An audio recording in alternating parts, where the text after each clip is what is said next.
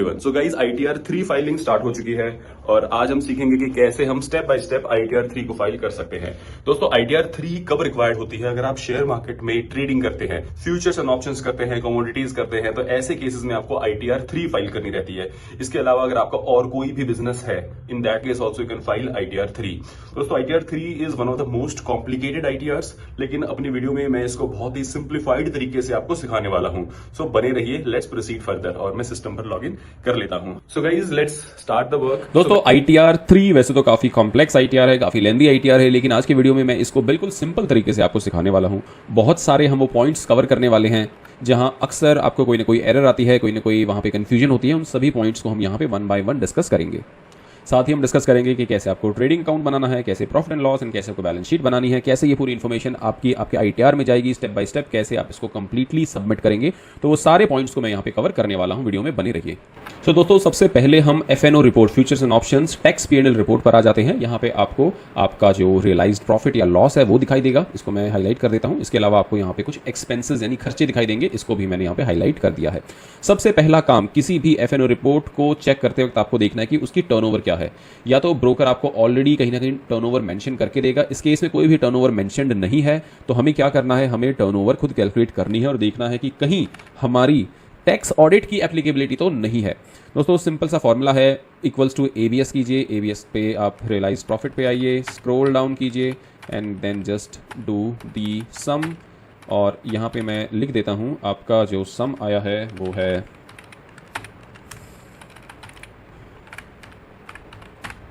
ठीक है, तो ये आया आपका 32,71,000। दोस्तों, 32 लाख की टर्नओवर है, तो क्या यहाँ पे टैक्स ऑडिट मैंडेटरी है? जी नहीं, टैक्स ऑडिट मैंडेटरी नहीं है, लेकिन ITR फाइलिंग मैंडेटरी है।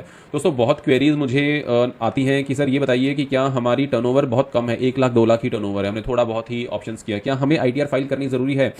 दोस्तों, without any hesitation the answer is कि हाँ, आपको ITR फाइलिंग जरूरी है। रीजन बीइंग, जो भी शेयर मार्केट ट्रांजैक्शंस होते हैं, ब्रोकर ऑलरेडी इनको इनकम टैक्स पोर्टल के पास रिपोर्ट करता ही है। सो अगर आपने ITR फाइलिंग नहीं की तो हमेशा ये एक मिसमैच रहता है डेटा का। और डेफिनेटली ऐसे केसेस में हमने देखा है कि इमीडिएटली तो नहीं, लेकिन 1 साल 2 साल 3 साल में कोई ना कोई क्वेरी, कोई ना कोई ईमेल आपके पास इनकम टैक्स डिपार्टमेंट से आ जाता है, जहां पे आपकी इनकम की डिटेल्स मांगी जाती है। राइट। सो ऐसी किसी भी परिस्थिति से बचने के लिए सिंपल सा एक तरीका है, ITR फाइल कीजिए, जो मैं आपको फ्री ऑफ कॉस्ट सिखा रहा हूं। जिस इन केस आप हमसे कॉन्टैक्ट करना चाहते हैं तो हमारा नंबर भी आपको स्क्रीन पे या डिस्क्रिप्शन में मिल जाएगा। राइट। सो देखिए, यहां पर आपकी टैक्स ऑडिट एप्लीकेबल नहीं है। टैक्स ऑडिट अगर एप्लीकेबल होगा तो एक प्रॉपर चार्टर्ड अकाउंटेंट ही आपकी टैक्स ऑडिट करेगा और रिटर्न फाइलिंग करेगा। ठीक है, तो अभी टैक्स ऑडिट नहीं है, इसका मतलब सिर्फ ITR फाइलिंग से आपका काम चल जाएगा। सेकंड स्टेप है, यहां पे आप एक बार अपने प्रॉफिट एंड लॉस को भी रीचेक कर लीजिए। 6254,466 and that's the same number here as well, 6254,566। दोस्तों, अब हम बाय वैल्यू और सेल वैल्यू को यहां पर चेक कर लेते हैं कि हमने खरीदा कितने का है। हमने खरीदा है 4 करोड़ 15 लाख का और हमने सेल किया है 4 करोड़ 96 लाख का। इन टोटल हमें जो लॉस हुआ है वो हुआ है आपका अमाउंट इन टोटल 6,25,000। ठीक है, अब इसको हमें अपने टेम्पलेट में डालना है, तो चलिए टेम्पलेट पर आ जाते हैं। दोस्तों, आपकी इन्फॉर्मेशन को ITR में अपडेट करने के मल्टीपल तरीके हो सकते हैं। एक अप्रोच ये हो सकती है कि आप ट्रेडिंग अकाउंट प्रिपेयर करें, यहाँ पे आप परचेज लिखें, सेल्स लिखें और उसके बाद आप लॉस जो भी हुआ है वहां पे कैलकुलेट करें और फिर इस लॉस को अपने प्रॉफिट एंड लॉस में लेके जाएं। दूसरी एक अप्रोच ये भी हो सकती है कि आप जो आपका लॉस है या फिर जो आपका प्रॉफिट है उसे डायरेक्टली आप अपने प्रॉफिट एंड लॉस अकाउंट में लिखें। राइट। इससे पहले वाली वीडियोस में मैंने अप्रोच बताई थी जहां हम ट्रेडिंग अकाउंट को भी अपडेट करते हैं। तो चलिए, इस वीडियो में मैं आपको directly profit and loss account के थ्रू आप कैसे अपना पूरा प्रिपरेशन कर सकते हैं वो मैं यहाँ पे सिखा देता हूँ। तो देखिए, यहाँ पे लॉस फ्रॉम ऑप्शन है, डायरेक्टली आप यहाँ पे अपना लॉस लिख दीजिए। आपने अपना लॉस डायरेक्टली यहाँ पे लिख दिया 6,25,000। उसके बाद यहाँ पे जो भी आपके खर्चे हैं वो डाल दीजिए। दोस्तों, ये आपके खर्चे हैं, आपके खर्चों को मैंने यहाँ पे डाल दिया है। इसके अलावा अगर कोई आपके expenses like interest on loan, internet, mobile subscription fee, वो आप यहाँ पे डाल सकते हैं। इस केस में कुछ भी नहीं है दोस्तों, ऐसे ही सिर्फ स्टाइल मारने के लिए यहाँ पे कोई भी खर्चे मत डालिए। रीजन बीइंग, जो भी आपके जेन्युइन खर्चे हैं, राइट, उनके बिल्स भी आपके पास होने चाहिए, उनकी बैंक स्टेटमेंट में वो रिफ्लेक्ट होनी चाहिए। राइट। सो ये सारे जेन्युइन खर्चे होने चाहिए। तो सिर्फ बताने के लिए कि भाई मेरे ये सब खर्चे हुए मत डालिए, क्योंकि अगर मान लीजिए कल को हमसे अपने खर्चों की डिटेल्स मांगी जाती हैं तो हम वो बिल्स, वो सब डॉक्यूमेंटेशन कहाँ से ला के देंगे। राइट। सो इसके लिए अच्छा है कि आप वही खर्चे डालिए जो जेन्युइन है, जो आपने रियली इस काम को करने के लिए इनकर किए हैं। कई लोग कहेंगे कि आप यहाँ पे हमारी कार एक्सपेंसेस डाल दीजिए। सर, कार एक्सपेंसेस यहाँ पे नहीं आएगा। कई लोग सजेस्ट करते हैं कि यहाँ पे हमारा फ्यूल एक्सपेंसेस, पेट्रोल गाड़ी में डलवा है, वो खर्चा है वो डाल दीजिए। सर जो भी बिजनेस एक्सपेंसेस हैं जो आपने इस बिजनेस के लिए किए हैं, अब बताइए कार का और F&O बिजनेस का कोई डायरेक्ट लिंक नहीं है, राइट? क्या आपको इसके लिए मार्केट जाना पड़ता है, क्या आपको इसके लिए मीटिंग्स में जाना पड़ता है? नहीं। तो आप ऐसे खर्चे ही डालिए जो डायरेक्टली आपके बिजनेस से संबंधित हैं, राइट? दोस्तों बहुत ही सरल भाषा में और बहुत ही सिंपल लैंग्वेज में मैं कॉन्सेप्ट्स को समझाने की कोशिश कर रहा हूं ताकि आम व्यक्ति भी इन चीज़ों को समझ सके और गलतियां ना करें, राइट? तो यहाँ पे आप देख सकते हैं आपका जो नेट लॉस है after this is in total 7,40,000, ठीक है जी। तो 7,40,000 का आपका लॉस हो गया है। Profit and loss debit balance आपका 7,40,000 का आ गया है। So profit and loss update करने के बाद बैलेंस शीट को अपडेट कर दीजिए, एक एक करके सभी आइटम्स यहाँ पे आ जाएंगे और इसी तरीके से आप बैलेंस शीट के भी अलग अलग आइटम्स को अपडेट कर देंगे। बैलेंस एट ब्रोकर आपको आपकी जो टैक्स पीनल रिपोर्ट है वहाँ पे मिल जाएगा, या फिर आप एज ऑन 31 मार्च कितना बैलेंस आपके ब्रोकर अकाउंट में ऑलरेडी पड़ा हुआ है वो आप देख सकते हैं। बिजनेस पर्पस के लिए, F&O पर्पस के लिए आपने जो बैंक अकाउंट मेंटेन किया है, कई बार स्पेयर फंड्स को आप अपने डिपॉजिट्स में डाल देते हैं तो उन डिपॉजिट्स पे भी आपको कुछ ना कुछ इंटरेस्ट भी मिलता है, राइट? सो ये डिपॉजिट्स आपके एसेट हो जाते हैं। इसके अलावा आपका bank balance, asset, laptop, proprietor fund, loan amount, ये सभी चीजें जब आप अपडेट कर देते हैं तो आपकी बैलेंस शीट भी तैयार हो जाती है। दोस्तों कभी भी आप इनकम टैक्स पोर्टल पर लॉग इन करते हैं तो आपको यहाँ पे कुछ चीजें मैंडेटरली चेक करनी होती हैं। AIS आपको चेक करना होता है और 26AS आपको चेक करना होता है। इसके अलावा दोस्तों आपको यहाँ पर पेंडिंग एक्शंस में आइए और ई प्रोसीडिंग्स को भी चेक कीजिए। कोई ऐसा तो नहीं है आपका कोई पुराना केस ओपन हो रखा हो और आपको पता ही नहीं है। यहीं पे रिस्पॉन्स टू आउटस्टैंडिंग डिमांड, ये वाला ऑप्शन भी आपको जरूर चेक करना है। सो दोस्तों ये देखिए आपका आउटस्टैंडिंग डिमांड भी यहाँ पे रिफ्लेक्ट कर रहा है 5,780 रुपीज, एक्रूड इंटरेस्ट भी है 4,731, राइट? अब आपको तो इसके बारे में पता ही नहीं है कि आपको इनकम टैक्स का नोटिस भी आया हुआ है, ठीक है? तो इन सब चीज़ों को आपको जरूर चेक करना है। दोस्तों ये सब चीज़ें बहुत इंपॉर्टेंट हैं, स्कूल में नहीं सिखाई जाती, कॉलेज में, यूनिवर्सिटीज़ में नहीं सिखाई जाती, पर CA के सिलेबस में सिखाई जाती हैं। मेरा ये वीडियोस बनाने का उद्देश्य है फाइनेंशियल लिटरेसी को इंडिया में बढ़ावा देना। दोस्तों ये सब क्रिटिकल चीज़ें हैं। अब देखिए इतनी ही आपकी डिमांड थी, इतना ही आपका इंटरेस्ट लग गया अनजाने में। अगर आप इसको सही टाइम पे देख लेते तो हो सकता है आप इसे रिजॉल्व कर देते और आपको कोई भी टैक्स या इंटरेस्ट नहीं पे करना पड़ता जो आपको अभी पे करना पड़ेगा, राइट? दोस्तों साथ ही AIS में चलते हैं। क्यों है जरूरी AIS में जाके चेक करना? देखिए आपको तो पता भी नहीं है आपने कौन सा ऑनलाइन गेम खेला पूरे साल भर में, लेकिन इनकम टैक्स डिपार्टमेंट को पता है क्योंकि उस ऐप ने आपकी information already income tax department के पास भेज दी थी, राइट? उसी तरीके से हम कई बार छोटे मोटे क्रिप्टो में ट्रेड कर लेते हैं, कुछ ना कुछ रिसीव हो जाता है, राइट? ये सब भी ऑलरेडी आपके पोर्टल पर रिकॉर्डेड होता है। तो इन सब चीज़ों को चेक करना बहुत ज़रूरी है। दोस्तों पिछले दिनों मैं एक क्लाइंट की डिटेल्स को चेक कर रहा था तो वहाँ पे हमें दिखाई दिया कि यार एक GST नंबर रिफ्लेक्टेड है, राइट? GST सेल परचेज का डेटा है। जब मैंने उनसे पूछा कि जी इसकी डिटेल्स तो आपने दी ही नहीं, तो उन्होंने कहा कि हमारा तो कोई बिजनेस ही नहीं है। तो AIS चेक करने से आपको ये भी पता लग जाएगा कि कहीं कोई फ्रॉड या कहीं कोई स्कैम तो नहीं हो रहा आपके पैन कार्ड के ऊपर। इसलिए भी आपको अपना AIS और 26AS रेगुलरली चेक करते रहना चाहिए। Simply click on AIS। So यहाँ पे हमें इन्फॉर्मेशन दिख रही है, salary, dividend, interest, sale of securities mutual funds, purchase of securities mutual funds, ठीक है? सो ऐसी कोई भी जानकारी यहाँ पे नहीं है जो हमें नहीं पता, राइट? तो कई बार सरप्राइज भी मिलता है कि अच्छा मैंने तो हाँ ट्रांजैक्शन किए थे क्रिप्टो के, या फिर हाँ मैंने कुछ क्रेडिट कार्ड के 15-20 लाख के स्वाइप किए थे, तो वो सारी इन्फॉर्मेशन भी यहाँ पर आपको दिखने को मिलती है। इसके बाद आप e file, income tax return, view form 26AS पर आइए, क्लिक कीजिए, प्रोसीड। सो यहाँ भी आप देख पा रहे हैं कि आपको जो है अमाउंट मिला है सैलरीज का और उस पर आपका TDS डिडक्टेड है। So this is also perfect. दोस्तों नेक्स्ट जो हमें इंपॉर्टेंट चीज़ करनी होती है वो करनी होती है कि भाई हमने पिछले साल कोई फॉर्म तो नहीं फाइल किया। व्यू फाइल फॉर्म्स पे आप आते हैं तो यहाँ पे आप देखेंगे व्यू फाइल फॉर्म्स में no forms file till date, यानी कि अभी तक कोई भी फॉर्म फाइल नहीं हुआ है। तो चलिए दोस्तों फटाफट से आप इनकम टैक्स रिटर्न पर आ जाइए। Income tax return, file income tax return, select current year, online, continue, start new filing. ये कुछ बेसिक स्टेप्स कंप्लीट करके ITR 3 आपको मेन फॉर्म पे आ जाना है। Let's get started, continue. 5A को अनचेक कीजिए। इनकम में देखिए सैलरी है, हाउस प्रॉपर्टी नहीं है, कैपिटल गेन्स शॉर्ट टर्म है, लॉन्ग टर्म नहीं है, अदर सोर्सेस है, स्पेशल इनकम है, special rates, income chargeable under special rates, IF नहीं है, ओके। बिजनेस की बात करूँ तो balance sheet, manufacturing, trading, profit and loss, other information, BP, ठीक है। इसके बाद डिडक्शंस की बात करें तो डिडक्शंस ठीक है। टैक्सेस की बात ये वाले को हटा दीजिए, ESOPs वाले को, अदर्स वाला ठीक है, कंटिन्यू पर क्लिक कर दीजिए। सो सबसे पहले जनरल इन्फॉर्मेशन को अपडेट कर देते हैं। क्लिक कीजिए, यहाँ पे स्क्रॉल डाउन कीजिए, फाइलिंग स्टेटस पे आइए। दोस्तों फाइलिंग स्टेटस में आपको एक एक चीज़ पे बहुत ध्यान देना है। ड्यू डेट ऑफ फाइलिंग में आप 31 जुलाई डालेंगे। रिटर्न फाइल ऑन और before due date.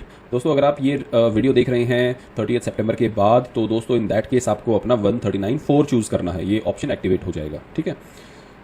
Method of opting out, ये दोस्तों हमेशा सेट ए ही रहेगा। Have you exercise the option under section 115 BAC of opting out of new tax regime in form 10 IEA। सो इसको आप नॉट एप्लीकेबल कर दीजिए, क्योंकि पिछले साल आपने ITR 3 नहीं फाइल किया था। अगर आपने किया भी होता तो इन दैट केस हमने देखा कि फॉर्म तो आपने फाइल किया ही नहीं है, ठीक है, तो या तो नो होगा या फिर नॉट एप्लीकेबल होगा। इन दिस केस ये नॉट एप्लीकेबल होना चाहिए। Do you wish to opt out of new tax regime? नहीं भैया, हमें तो न्यू टैक्स रिजीम ही पसंद है, तो नो कर दिया है। इसके बाद आप स्क्रॉल डाउन कीजिए, यहाँ पे आपका रेजिडेंशियल स्टेटस आ जाएगा, रेजिडेंट, यहाँ पे 182 days. Do you wish to claim the benefit? इसे नो कर दीजिए, इसे भी नो नो नो नो। इसके बाद आप यहाँ है no. Audit information very very critical, बहुत ध्यान से चीज़ों को समझिए। Are you liable to maintain accounts as per section 44AA? Yes दोस्तों, 44AA कुछ कंडीशंस बताता है, वे कंडीशंस मीट होते ही आपको बुक्स ऑफ अकाउंट्स मेंटेन करने की ज़रूरत है। दोस्तों ये सभी कंडीशंस मैंने डिटेल में ऑलरेडी अपनी वीडियो में बताई हुई हैं, सेक्शन को डिटेल में डिस्कस किया हुआ है, वो आप चेक कर सकते हैं। लिंक मैं इसका डिस्क्रिप्शन में दे दूँगा, अगर आपको चाहिए तो आप मुझे कॉमेंट कर देना, अलग से भी मैं आपको लिंक प्रोवाइड कर दूँगा अगर आप इसके बारे में ज़्यादा सीखना चाहते हैं। इसके बाद whether SSC is declaring income under section 44AE? नहीं जी, ये नहीं है।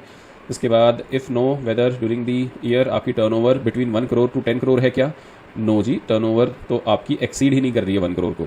सो ये थी हमारी रिपोर्ट, हमने देखा कि हमारी जो टर्नओवर है वो 32 लाख है, ठीक है, तो 1 करोड़ को एक्सीड नहीं कर रही है। Next, are you liable for audit? अगर ये 10 करोड़ को क्रॉस करेगा इन FNO कैटेगरी तो ही आपको ऑडिट कराने की ज़रूरत है, अदरवाइज नहीं। स्क्रॉल डाउन कीजिए, नेचर ऑफ बिजनेस में आइए, ऐड अनादर कीजिए, कोड में आपको सिलेक्ट करना है फीचर्स एंड ऑप्शंस, सेव कर दीजिए। उसके बाद आप अपना बैंक डिटेल्स को एक बार डबल चेक कर लीजिए and then click on confirm. इसके बाद बैलेंस शीट पर आइए, click on it, okay. Source of funds, इसमें आपके 2 सोर्स ऑफ फंड्स हैं, एक आपका लोन फंड है, लोन अपडेट कीजिए, एक आपका प्रोप्राइटर फंड है, तो इस तरह से क्लिक कीजिए, प्रोप्राइटर्स कैपिटल यहाँ पे अपडेट कर दीजिए। स्क्रॉल कीजिए, लोन फंड पे आइए, लोन फ्रॉम अदर्स में आके आप यहाँ पर भी अपना लोन फंड अपडेट कर सकते हैं। अगर ये अनसिक्योर्ड लोन है, राइट, नॉर्मली अगर आप रिश्तेदारों से, दोस्तों से लोन लेते हैं और आप बदले में कोई वहाँ पे मॉर्टगेज नहीं लगाते, तो अनसिक्योर्ड लोन यहाँ पे आपको अपडेट करना रहेगा, तो अपडेट करके इसे आप सेव कर दीजिए। दोस्तों इसके बाद आपका एप्लीकेशन ऑफ फंड है, यहाँ पे आपको एडिट पर क्लिक करना है। एडिट क्लिक करने के बाद आपको यहाँ पे जो आपका लॉस हुआ है यहाँ पे आ जाएगा, profit and loss accumulated balance. इसके बाद आपका जो करंट एसेट्स हैं क्लिक कीजिए और यहाँ पर आपका बैलेंस विद बैंक, अगर कुछ कैश आपने मेंटेन किया है, एप्लीकेबल है, तो आप कैश अपडेट कर सकते हैं। अदर करंट एसेट्स में बाकी के एसेट्स को अपडेट कर दीजिए, ठीक है। इसके बाद फिक्स एसेट्स में आप अपना जो लैपटॉप है, फर्नीचर है, ऐसा कुछ हो यहाँ पे अपडेट कर देंगे and then just click on save. तो चलिए इस इन्फॉर्मेशन को मैं अपडेट कर देता हूँ। 165 बैलेंस 5165740445, ठीक है। तो इस तरह से आपने अपडेट किया है और अब क्लिक ऑन सेव। इसी तरह से आपका प्रोप्राइटर फंड अपडेट कर देते हैं,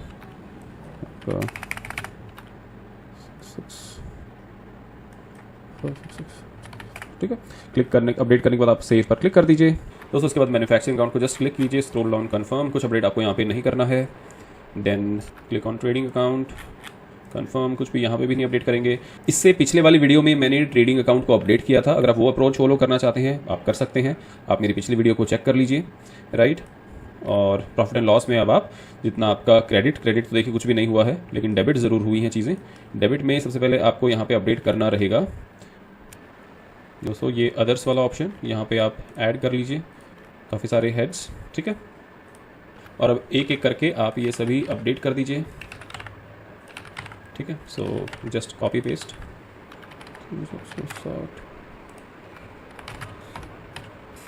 scroll down, click on save and click on confirm.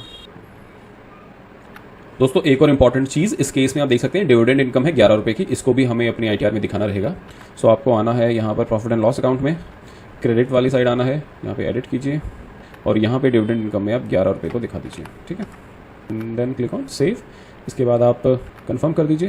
दोस्तों इसके बाद आते हैं BP शेड्यूल पर, और BP शेड्यूल में आपको क्लिक करना है एडिट पर, यहाँ पे आपको इस पर एडिट करना है। Then click on dividend income, यहाँ पे भी 11 रुपये को आपको अपडेट करना है, इससे ये जो पहले आपने एंटर किया था ये एडजस्ट हो जाएगा। Then click on save.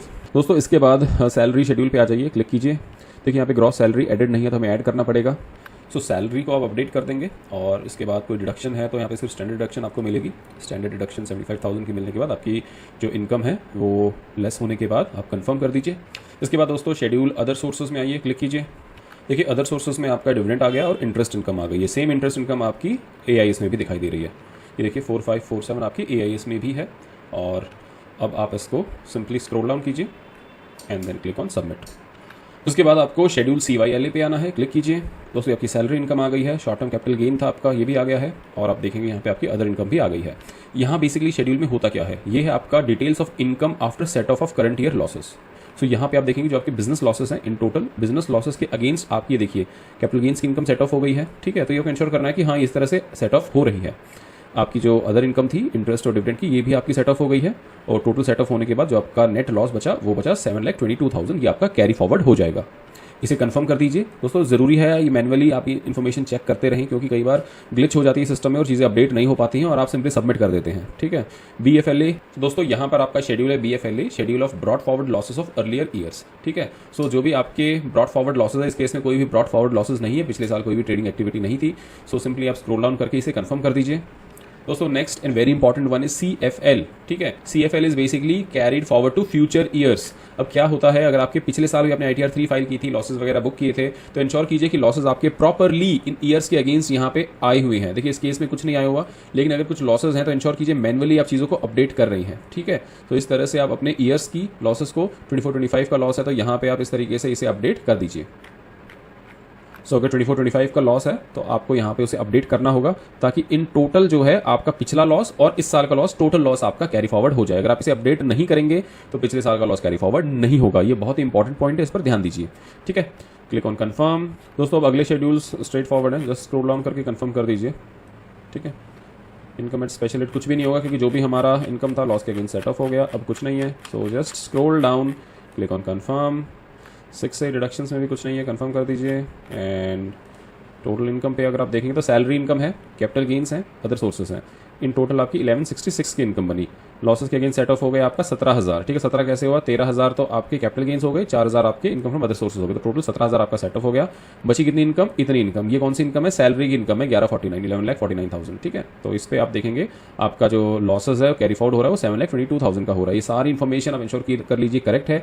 Assume मत कीजिए कि यहाँ पे चीज़ें करेक्ट होंगी, क्योंकि कई बार ऐसा होता है कि आपका नेटवर्क इशू है, पोर्टल में कोई ग्लिच हो गया, चीज़ें अपडेट नहीं होती हैं और आप सिंपली कंफर्म क्लिक कर देते हैं। तो उस चीज़ को आप ध्यान से समझिए। टैक्सेस पेड पे आइए, क्लिक कीजिए। जो भी आपके सैलरीज के टैक्सेस हैं वो आपको यहाँ पे देखने को मिलेंगे। इंश्योर कीजिए कि ये आपकी सैलरीज का अमाउंट और टैक्स डिडक्टेड करेक्ट है। Next is your part B TTI, click कीजिए। देखिए दोस्तों आपकी इनकम पर टैक्स बना 75,000 रुपीज। 75,000 पर आपका जो टैक्स पेड है ऑलरेडी वो है 96,000 रुपीज, यानी आपको 20,000 का रिफंड यहाँ पर हो जाएगा, ठीक है। Do you at any time during the previous year hold as beneficiary owner, beneficiary और otherwise any asset located outside India, यानी कि अगर आपने कोई भी एसेट बाहर है आपके पास, फॉर एग्जांपल ये फाइनेंशियल एसेट हो सकता है। कई बार आप क्या करते हैं, US कंपनीज के, अमेजॉन वगैरह के शेयर्स खरीद लेते हैं, माइक्रोसॉफ्ट के शेयर्स खरीद लेते हैं, ठीक है। नॉर्मली आप ग्रो, एंजल वन कहीं भी आप ये आसानी से खरीद पाते हैं, तो उस केस में आपको यहाँ पे यस करना रहेगा। अगर नहीं है ऐसा कुछ तो आप नो कर दीजिए, देन क्लिक ऑन कंफर्म।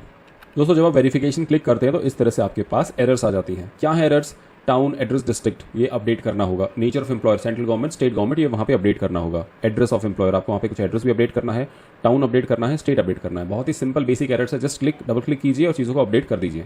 दोस्तों अब यहाँ पे हमें एक और एरर आ रही है, short term capital gain taxable at rate of 15%, enter values from item 5-6 of schedule BFLA if any, ठीक है। तो इस एरर का कैसे करना है, सबसे पहले इस टेबल तक जाना होगा। सो डबल क्लिक करके हम इस टेबल तक आ चुके हैं। दोस्तों इस एरर को ठीक करने के लिए आपको F वाले शेड्यूल पे आना है, और देखिए जैसा कि आप जानते हैं कि जो भी हमारा लॉस होता है FNO, वो आपकी जो कैपिटल गेन्स है उसके साथ एडजस्ट हो जाता है। तो BFLA में कुछ भी अमाउंट नहीं है, राइट। तो इन दिस केस ऑल्सो आपको अमाउंट यहाँ पे रिमूव करना होगा। देखिए स्टार्टिंग फेज में आपको यहाँ पे अमाउंट डालना जरूर पड़ेगा, क्योंकि ये आपको एरर देगा अदरवाइज। लेकिन आप एक बार एरर हटाने के लिए इसे अपडेट कर दीजिए, और जब पूरी चीज़ें अपडेट हो जाती हैं उसके बाद वापस आके आप अगेन इसे 0-0 कर दीजिए, क्योंकि आपका जितना भी प्रॉफिट था ये पूरा सेट ऑफ हो चुका है, ठीक है। तो accrual receipt of capital gain का तो सवाल ही पैदा नहीं होता, ठीक है।